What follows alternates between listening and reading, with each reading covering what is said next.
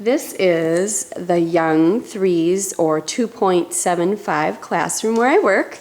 As you enter, there's my son Riley. He's going to feed our class hamster Salty, who resides in our science area here.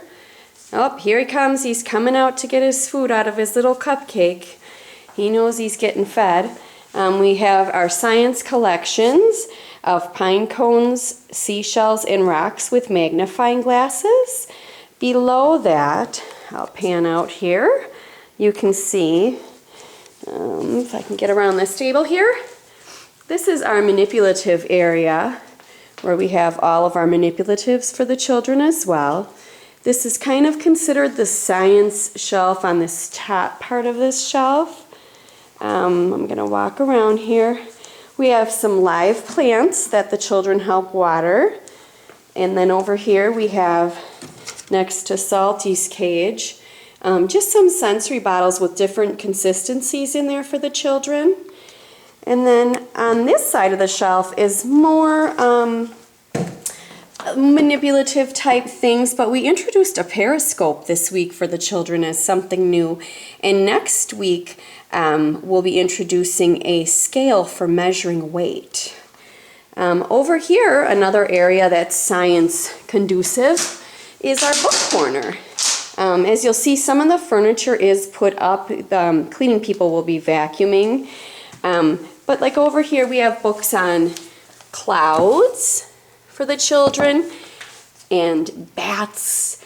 We try and do lots of like incredible animal discovery, books about nature and facts and things like that. I honestly didn't know if these would even be a hit with the kids, but they really are. It's surprising to me how much they want to read factual stuff too. Upstairs, I don't know if you can see, is our housekeeping loft where we have a stove, a refrigerator, things like that. Underneath, we have our block building creation area. Somehow a sheep got thrown under here. And that's where we have a little car garage, more building blocks, accessories, doll houses, and things like that. We have a Lego table under here, and then a whole nother side of manipulatives, like a wooden brio track with trains. Now I'm going to take you over here.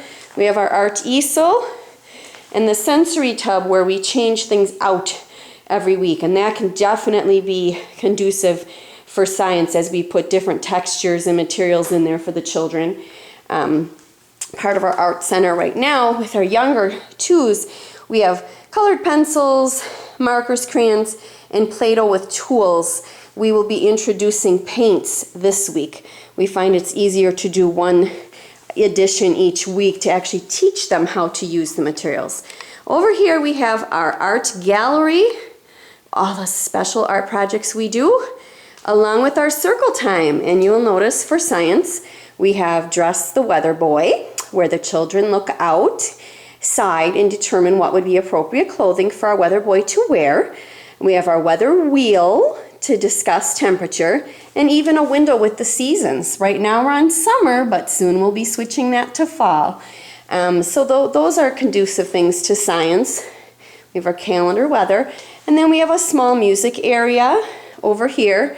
All of the materials for that area, and in addition to the CD player you see, are over here just stacked. There's musical instruments and ribbons in there as well. Again, like I said, most things are stacked because I'm here on a Saturday showing you this, and we're waiting for the cleaning people to come. I'm just going to show you outside real quick. I'm afraid I'm probably over 5 minutes already, but this is our playground out here, and I'm going to show you our favorite sciencey area beyond the built-in slide in our hill. This is brand new. This slide came in about a month ago. We have beautiful trees that change colors in the fall, and the children love collecting leaves there. A lot of science goes on over here in our sandbox where we provide the children with water so they can see the different changing consistency when you add water to sand.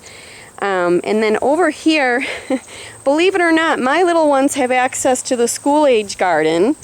And over here is, right now we're growing little pumpkins and things like that. This is also where I'm doing my observation for this class of a specific gourd. But that garden goes all the way down the fence line, and my children are always touching these leaves and things and talking about what's growing. The other day we actually picked a couple of tomatoes from this side and ate them because these tomato plants here were growing over onto our side.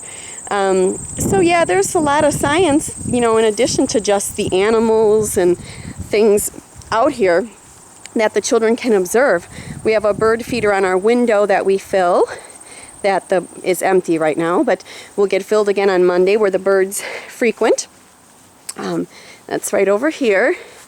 And then underneath this shed, we have a family of ground squirrels that come out and eat any of the seed that has dropped from the feeder, and they are more entertaining than almost anything I could ever think of doing science related. The children absolutely adore them and watching them play. And now we will head back in the room, give you one more pan of the 2.75 Young Threes classroom. Thank you.